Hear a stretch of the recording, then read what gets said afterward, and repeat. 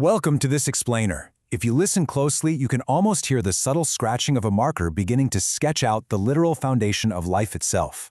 We're starting with a blank canvas today to trace one of the most elegant systems in the known universe. We're going to see exactly how the ultimate set of biological instructions maps out how a single piece of data travels through distinct, sequential stages to, well, literally build everything that you are. Let's dive in. So, this is the foundational rule of biology, the central dogma of molecular biology.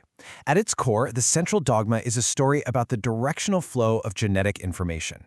It tells us that this incredible flow moves down a very specific one-way street, starting at DNA, traveling over to RNA, and finally resulting in proteins. Now, while it's generally a one-way street, actually, scratch that, certain retroviruses like HIV can totally reverse it. But for our purposes, this standard directional flow is the absolute critical framework we need to understand the mechanics of life. Here is the high-level genetic flow we'll be tracing out today. Step 1 is DNA, the permanent blueprint. Step 2 is RNA, the mobile copy. And Step 3 is the protein, the final product. All right, moving into Section 1, DNA, the master blueprint. You know, the DNA double helix isn't just an iconic shape. It is the ultimate source code.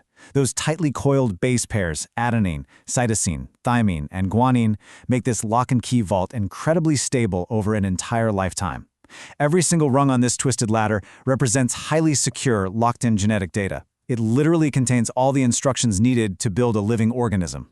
But think about it.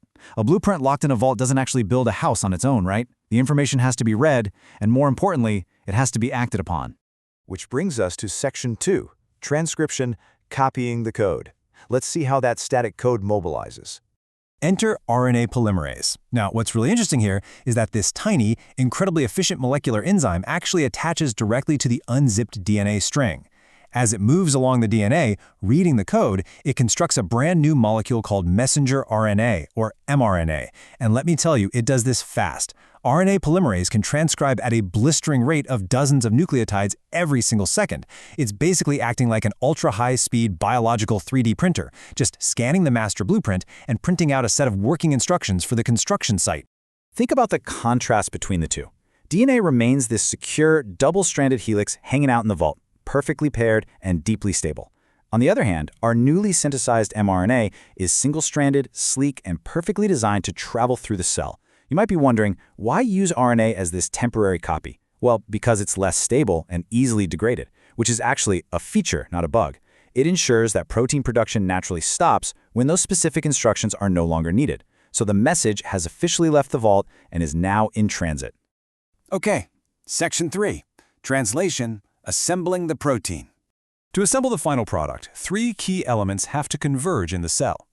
First up, the mRNA we just created brings the copied code into the assembly area. Next, we have the ribosomes, the readers, basically the heavy machinery that's going to clamp onto that mRNA. And finally, amino acids, our fundamental building blocks. These 3 elements perfectly synchronize to execute the final step of the central dogma. And this brilliantly illustrates the magic of translation.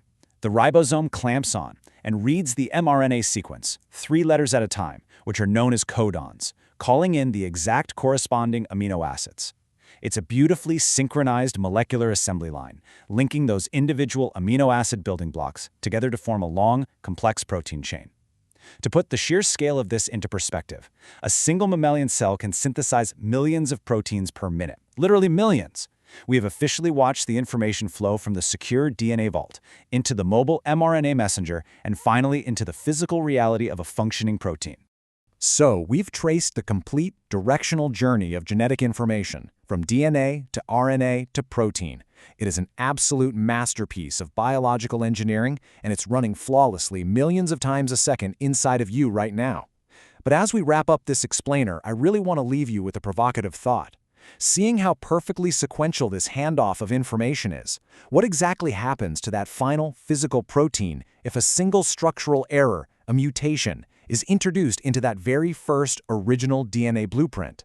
Think about how a single glitch in the source code might echo all the way down the assembly line. Thanks for joining me on this one.